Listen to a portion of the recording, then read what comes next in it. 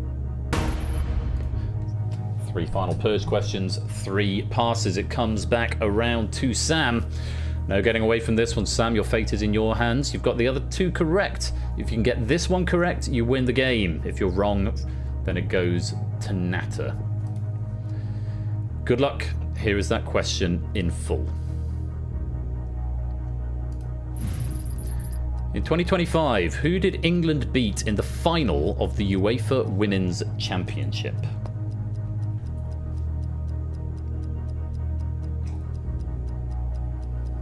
Lead answer, Sam. Thank you. Time.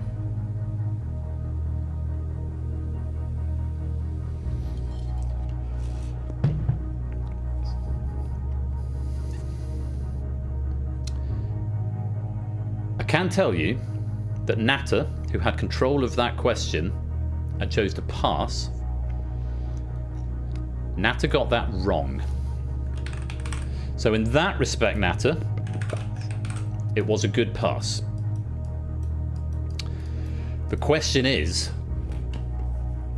did Sam get it right? In 2025, who did England beat in the final of the UEFA Women's Championship?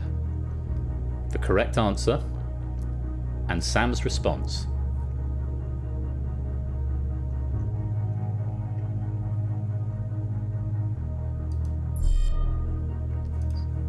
It was Spain.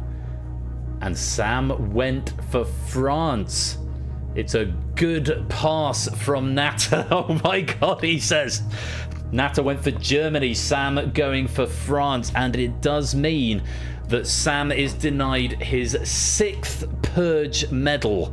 He has to settle for 5, and we have to say, I'm sorry, Sam, but you have been purged.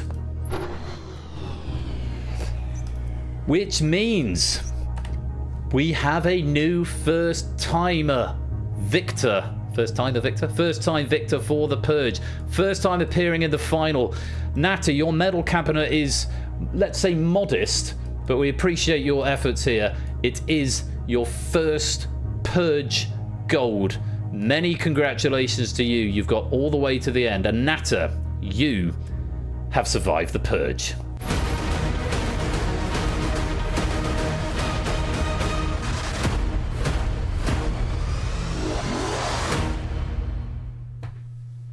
Finally did it. Congratulations. Many congratulations.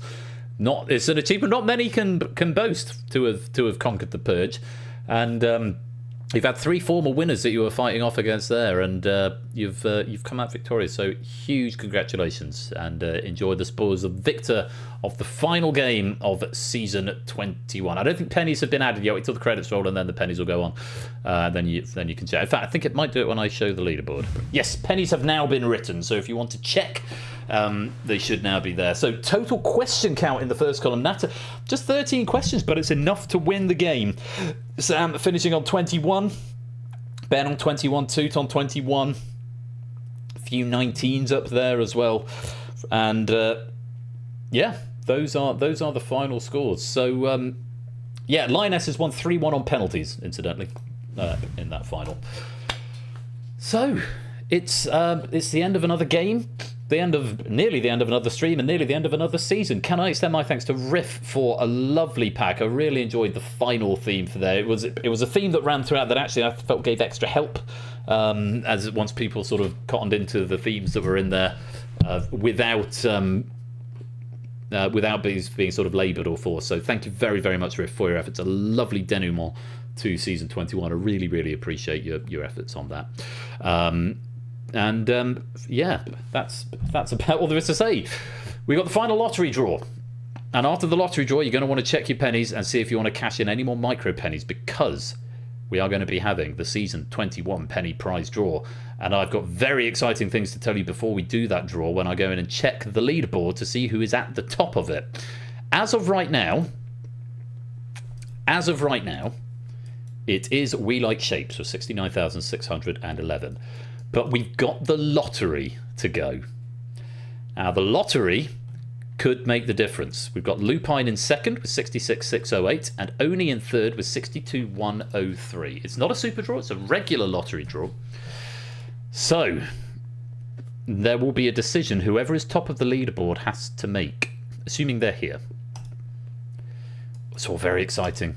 Still much excitement to come here at game night before the end of the season.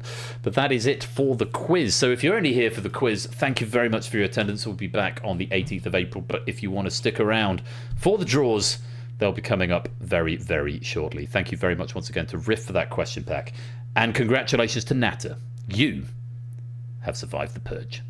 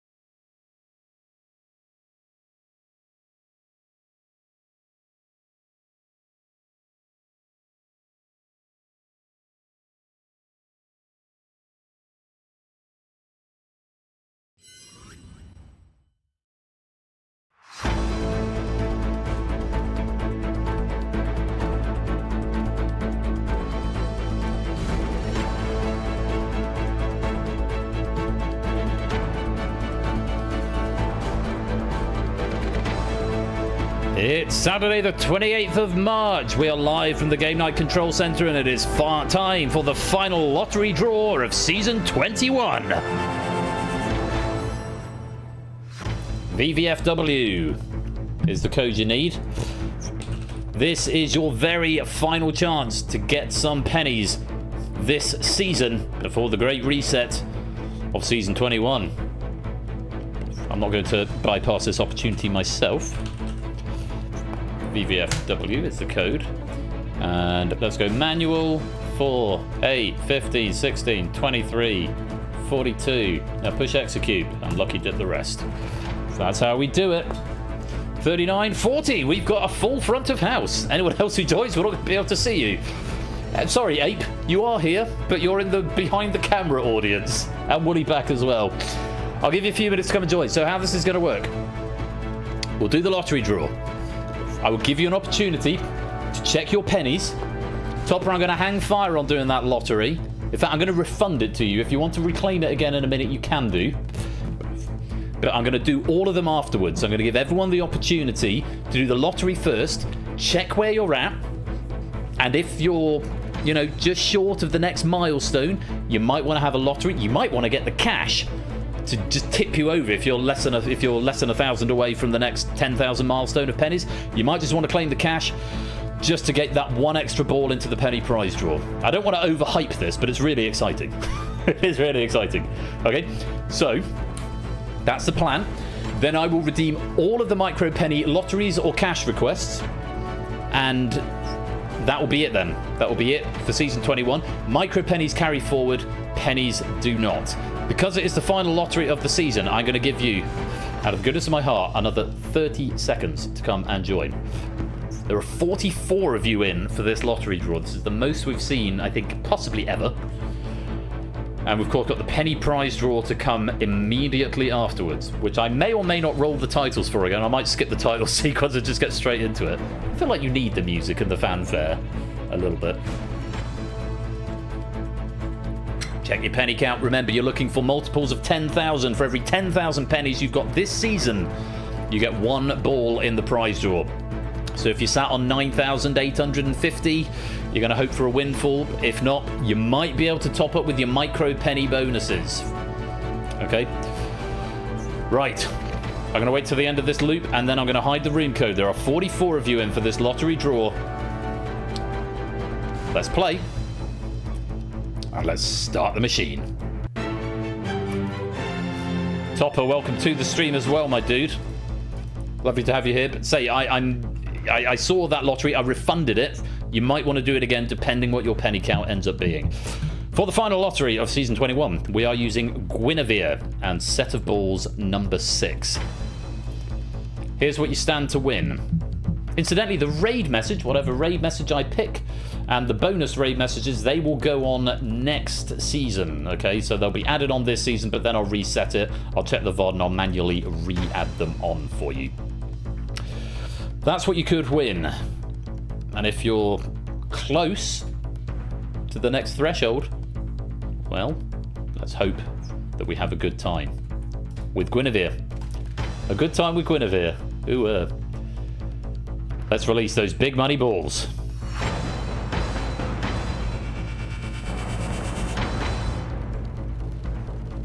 So the first of 2 draws this evening, starting with the lottery draw. Sorry, Shames. Shame on me. Shame on me. The first of 2.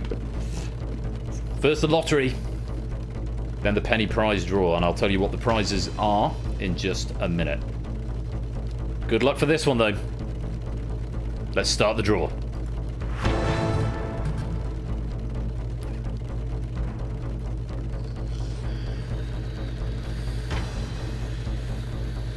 BC trying to invoke 21. First one out is a pink one.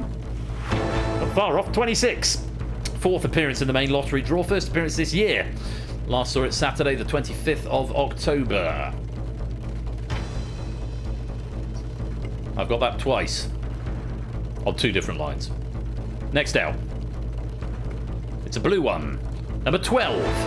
5th appearance in the main lottery draw. Last saw it Saturday, the 21st of February.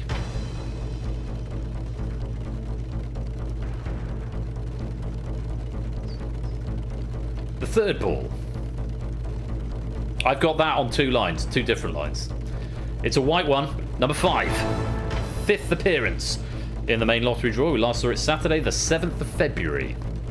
I've got that on 1 line, a different one.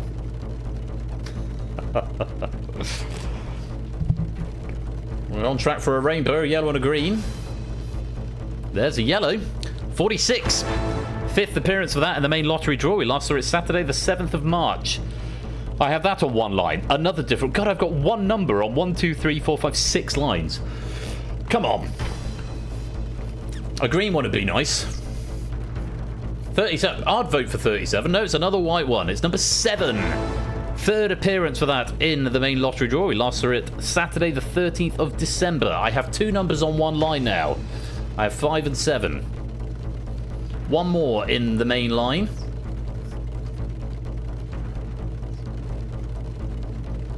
It's another blue. Number 19. 5th appearance for that in the main lottery draw. We last saw it Saturday, the 21st of March. I do not have that anywhere. 10, 20, 37, or 47 would be great for me for the bonus ball. Come on. 10, 20, 37, 47. Oh, Guinevere keeping us in suspense. Come on. It's another blue one. It's number 18. 5th appearance in the main lottery draw. Last appeared Saturday, the 28th of February. I've got 1 number in the bonus ball and 2 numbers.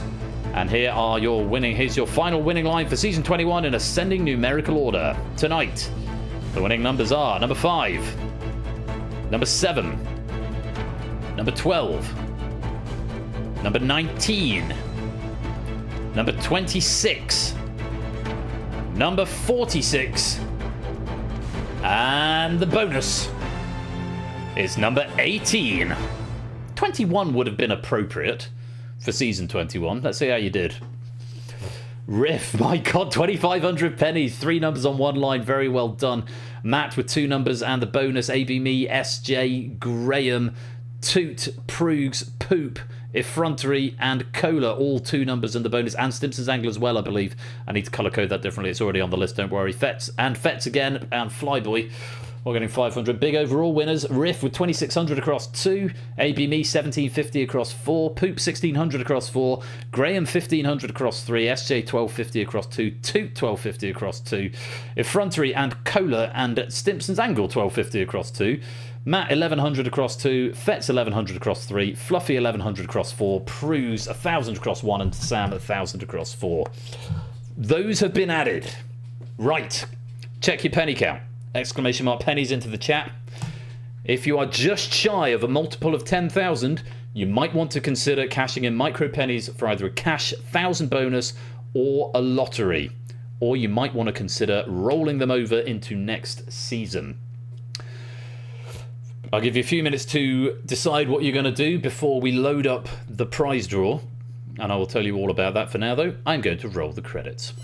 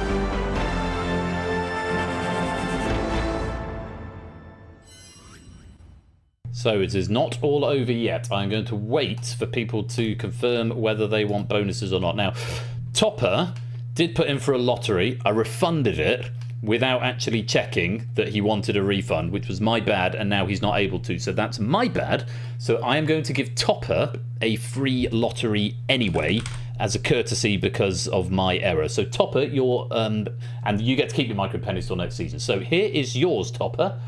Feel success? 378. That's a shame.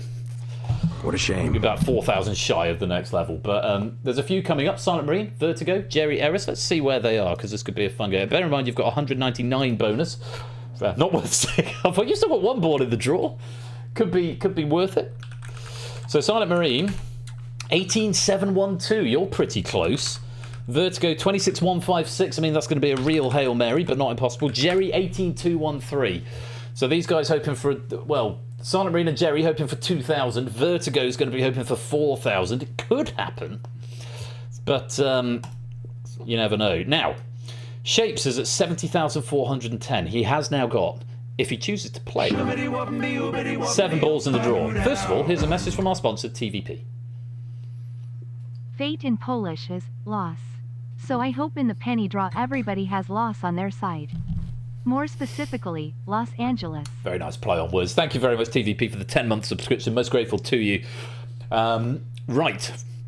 I'm going to run these lotteries and then see where we're at. So I've got 3 being claimed, and I'm going to assume everyone else is going to hang on until next season. So I've got Silent Marine, I've got Vertigo, and I've got Jerry, hoping for a windfall. It's been quite generous tonight already.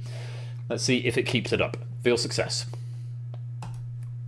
Silent Marine, 1634. Vertigo, 389. Jerry, 3,534. That's what you wanted to see. Did Silent Marine get where they wanted to get? Silent Marine, 20,545. You've just busted through. Vertigo, I'm afraid yours didn't. But Jerry, you've got through as well. 21,747. And that, friends, is going to be... That's the way it goes, bro. It's the way it goes.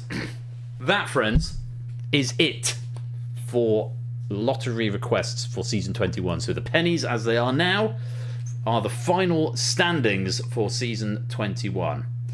And to go through them, before we go to the prize draw, in 3rd place this season, with 63,902 pennies, is only 91_573. In second place, with 67,157 pennies, is the Lupine 1. But the champion this season, back on top after I think not being on top last season, but had been for the previous like 6 or 7 seasons, 70,410 pennies. We Like Shapes. Congratulations, you have topped the penny leaderboard, penny bank leaderboard for season 21. Now, Shapes, last season I had this idea that I wanted to potentially reward the top of the leaderboard, and I've realised I'm going to execute that for this season. So, here is your decision. You have 70,410 pennies, which is enough to put 7 balls into the penny prize draw machine. Good odds, but there's going to be about 120. No, it's not about pegging. Yes, you have to make a decision. So, your choices are, Shapes. You can continue and take your chances in the penny prize draw as top of the leaderboard with 7 balls.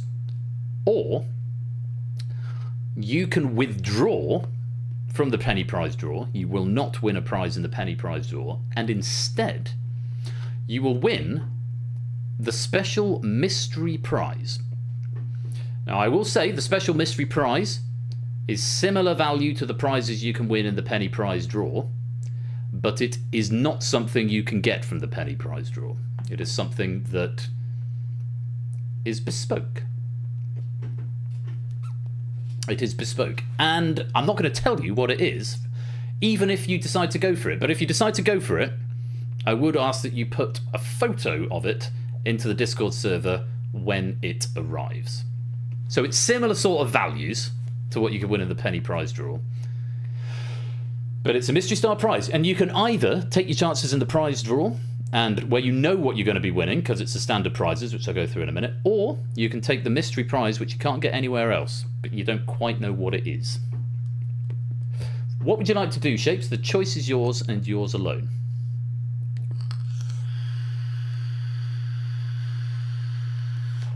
It is not an all-inclusive trip to Possum. You'd like to ask Bungle. Bungle, what do you think he should do? Yes, you have until the board revolves. Where's my number wang music? Let's play some music. You've got until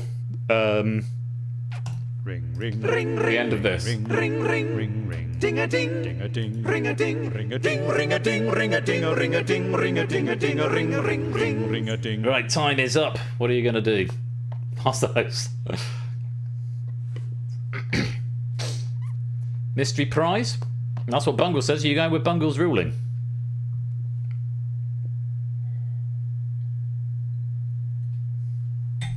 I have a fondness for chop. I don't know what that word is, but you'll take the swap. Okay, Shapes.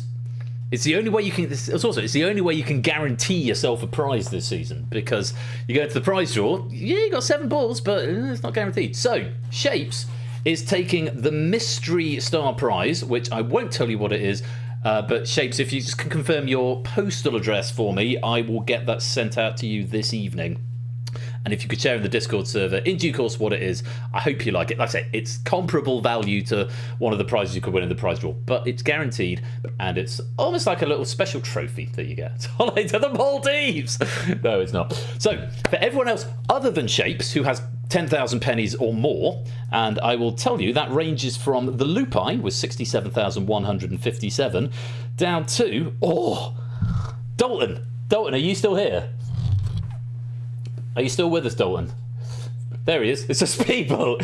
Dalton, you have got 10,082 pennies just sneaking under the wire to get a single ball into the draw. So if you can win out the draw, then happy days for you. I feel really bad about this. The highest player not to get into the draw, I don't want to draw attention to it if it was anyone else, but it's Dan. It's Dan Jones, 9,428. So Dan, if you could cash in, 10,000 micro pennies, I might extend it to you to give you a ball. Have you got 10,000 micro pennies? If you've got 10,000 micro pennies, you could cash it in just because you're on the cusp of it. Send in the booby prize. Bungle, you'll be pleased to know you got him with 12,822, so you get a single ball. Have you got 10,000 micro pennies down? Oh, 5.8. Well, those will roll over to the next season. And next season, there'll be another opportunity. So, Dalton has got 10,082 and will get one ball in the draw. Starting with Silent Marine, who's got 20,545. There'll be two balls in the draw. Conradlac, starting with 30,223, will get three in the draw. BC, starting with 40,185. Stimpson, 51,368, starts with 5. AB Me, Oni, and Lupine will get 6. And Shapes won't be in it because he's taken the mystery prize. So, oh, Jack's claiming a lottery. Where are you, Jack? 17,281. I mean, I did technically close it off, but since I haven't actually started the draw yet, it could get you an extra ball. Let's find out. 1188. Not quite. Could have saved it till next season, but never mind. Jack, you are still going to be getting one ball in the draw. 18,469. So I'm going to stop jabbering about it, and I'm going to get on with it. It's going to be very exciting. Shapes, you're going to be excluded from this draw, so I need to put it in a special mode to do this. So just give me a moment to load it up, and then we're going to go and raid. Who are we going to raid? Zaxxon's doing Sonic, so that could be a shout. That's the code. Right. We're not going to skip the opening titles. We're going to have them in full. We are going to put it into prize draw mode. Winners in prize draw, 10. Penny cost per ball in prize draw, 10,000. Excluded from prize draw, we like Shapes and reluctantly Royal_Flush. There's no point in me winning my own prizes. So that's the config. Let's get set up. Right, just before we load this, it's important to note, I'm going to draw 10 names out of the machine. If you've got multiple balls in the machine, once your first one is picked, the other ones will be destroyed, is the technical word, but they'll be taken out of the machine, so you can only win one prize. How this works, I'll pick 10 names out of the machine. The more pennies you've got, more balls you've got, the more chance you have of winning. And then you get to choose one of the following. A £15 QWERTY voucher. QWERTY is where I get most of my t-shirts, including this one, which is a nice Pokemon one. £15 QWERTY voucher, that's enough to get you one, occasionally two t-shirts if they're on sale. A £15 Amazon voucher. £15 PayPal, directly to you. Email address will be required for that. Likewise, email address will be required for an Amazon voucher. For QWERTY, I just send you a PDF. A £14 Steam voucher. There is, I think, a 3-day cooldown, so we'll have to become friends on Steam, and then there's a 3-day cooldown if we're not already. But a £14, because Steam is weird like that, doesn't quite add up to 15, but it'll be a 10 and a 4 Steam voucher for you if you want it. A Discord Nitro and a Twitch sub of your choice, which total value is about 15 quid. It's about $10 for a month of Discord Nitro, and then £5 for a month of Tier 1 Twitch sub. Or a £15 donation to a charity of your choice. Now, these prizes are not exhaustive, so if you want, the 10 winners can all pick £15 PayPal, if you like. Or you can all pick £15 charity donation. Doesn't matter. You must have a Discord account, because I need to be able to contact you in Discord to arrange transferring the prize to you. But you can pick any of those, and I will be in touch with you post-stream. And it's on the 29th of March. It does. It's midnight. Bloody hell. So we'll have to go back and correct that question in the Purge. So you can pick any of those prizes, whichever one you want, and say you can all pick the same. Doesn't really matter. The only person who can't win, we know now, is Shapes, who's not going to be in the draw. That's what's up for grabs, and those are the names we're going to draw out of the hat. I wish you all the greatest of luck, and can I just take this opportunity once again to thank you all for supporting Game Night this season. The reason I'm able to do this is, again, because of your contributions in terms of questions, but also your contributions just in terms of attendance and being here, and it's wonderful to have such a great and enthusiastic audience for it. And of course, all the subs and the bits that you give in part goes on to fund this this prize draw stuff. So obviously, you know, there's £150-200 worth of stuff on the line tonight, and that comes directly from your subs, so it all gets rolled back in. Helps to serve, and occasionally helps me to buy a new PC, which runs the shit. Shall we do it? I think we should do it. Roll VT.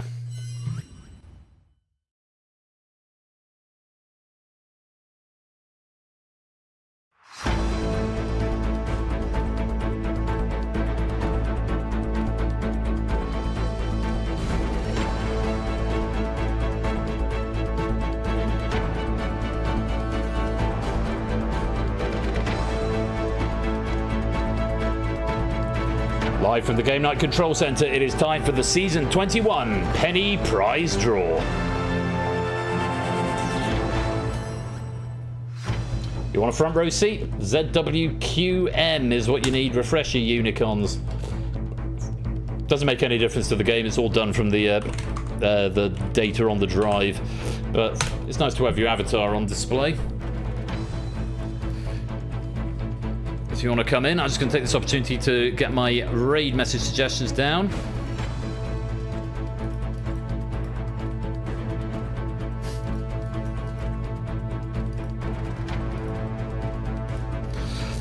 My god, there's a lot of raid messages there tonight. Oh, there's far too many.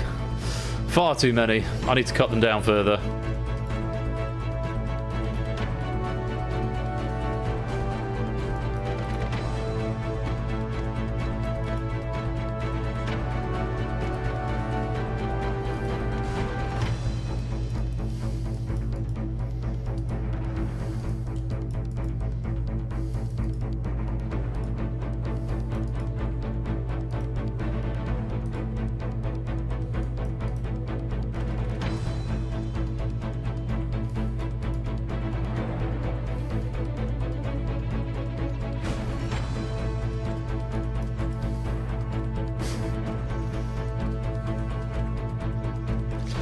Right, that'll do. Right. I'm going to prime my glass for the moment.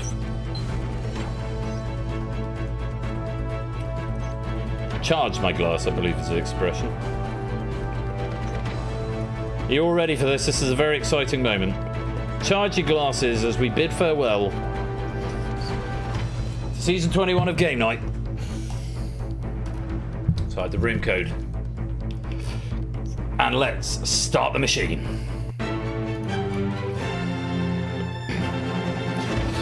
This very singular honor has been given over to Arthur. It says set of balls number 6. It isn't set of balls number 6. It's a special set of balls. Has anyone got any raid suggestions left? That'd be a good one. And just to confirm, Lupine has 6 balls in the draw. I'm not going to say in the draw every time, but Oni has 6, AB Me has 6, Sam has 5, JR has 5, Fetz has 5, Stimpson has 5, Clive has 4, Prugs has 4, Stilgar has 4, Flyboy has 4, Matt the Sprat has 4, Cola has 4, Ape has 4, BC has 4, Pyro, Woollyback, Matt the Ref, 2, Arun, SJ, Shadowmane, Fluffy, Colin, Conradlac all have 3. Nando, Effrontery, Vertigo, Apodo, CJ, Zeus, Lewis, Jerry, Free Ruckus, Silent Marine, you all have 2. And Silver Electron, Kegler Coach, Jack Wilfred, Riff Raccoon, Natter, Topper, TVP, Jogging Kamikaze, Brisbane, Bungle, Brig, Maxio, and Dalton. You all have 1. That is a total of 134 balls in the machine. Let's release the balls.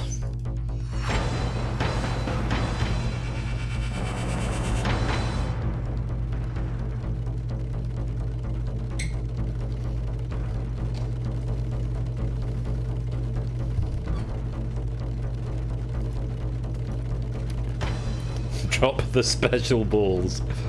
Arthur's special set of balls. Ben's special set of balls. It's not set 6, it's a very naughty boy. There you are. And there goes the frame. No, it's still... Okay, we've gone from 41 to 42% GPU usage here. So, physics engine clearly working hard.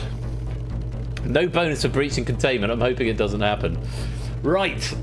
10 of you are about to win either a £15 QWERTY voucher, a £15 Amazon voucher, a £15 PayPal donation, a £14 Steam voucher, a Discord Nitro and Twitch sub of your choice, or a £15 donation to charity of your choice. You don't need to tell me in the chat. I will get you in the Discord to follow up on what your prize is in the discussion channel. If you're not there, please do come and join. It's the only way I can realistically communicate with you, so you do need to be there if you want to claim your prize. Otherwise, you may have to wait until next season if I've got to get you through the chat. So, please do come and join the Discord to make sure you are across getting your prize. Good luck to you all. Let's start the draw.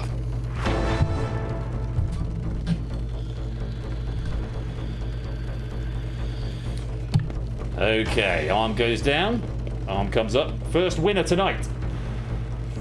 On a blue ball, it's Kegler Coach. Get off my lawn. With just one ball in the draw, 38th this season, 18,522 pennies. Congratulations, Kegler Coach. Next. It's a yellow one. It's Maxio. Congratulations. One ball in the draw. 50th this season. Only just getting into the draw, but that's how it goes. 11,149 pennies. Congratulations. You've won a prize.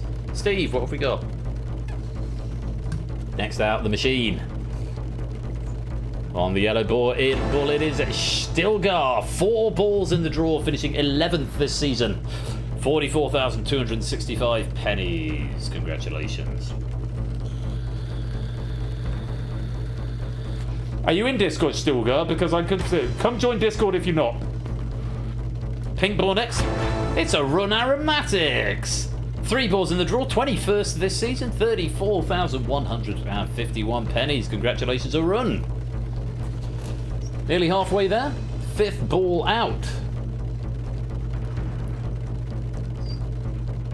Oh, it's a misfire. Whoever's on that blue ball is going to be terribly sad. But we've got a different blue ball. It's Matt the Sprat. 4 balls in the draw, finishing 13th this season. 43,367 pennies. The balls are starting to deplete. We're halfway through. I think the colours are just random proofs. It's a white ball. It belongs to Oni. 6 balls in the draw. Highest place winner so far. 3rd this season. 63,902 pennies. Congratulations, Oni.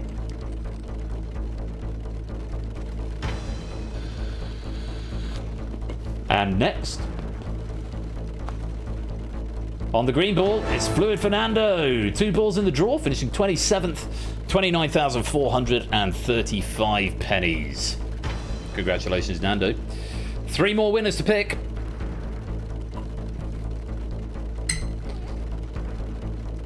Next out the draw. Is that Proogs? No, it's Toot. Sorry, Proogs. 3 balls in the draw, finishing 20th this season, 34,263 pennies. Sorry, Proogs, to get your hopes up. I thought it looked like you from a distance. It was Toot though. Maybe you'll come out. Maybe you'll come out in the next 2. Who knows? Let's get our 9th winner on the red ball. That's Topper One Gaming. I recognise the lime green. Just the 1 ball in the draw, but it counts. 42nd this season, 16,675 pennies, and 1 more winner for season 21. And it goes to... Oh! Arthur keeping us in suspense. On the pink ball, it's Fluffy Bunny. 3 balls in the draw. 24th this season with 30,846 pennies. Maybe that extra ball really helped you out. So let's review our season 21 winners. Prizes go to Kegler Coach, Maxio, Stilgar, Arun, Matt the Sprat, Oni, Nando, Toot, Topper, and Fluffy Bunny. And that really is it for season 21. Congratulations to all our winners. I'll check the VOD and I'll ping you all in Discord. You can let me know what you want either in the discussion channel or in DMs, and I will arrange to get that to you. I'll try and get them done this weekend and then it's out of the way. Shapes, of course, your mystery prize, I will get ordered and get sent over to you very soon. All that is left for this season is to pick a raid message, which of course will be added onto this season, but when I do the Great Reset, I will then retroactively add them on. I need to find a better way of doing that, unless I back them up now. That's probably a better way of doing it. Let's do that. But first of all, let's roll the credits.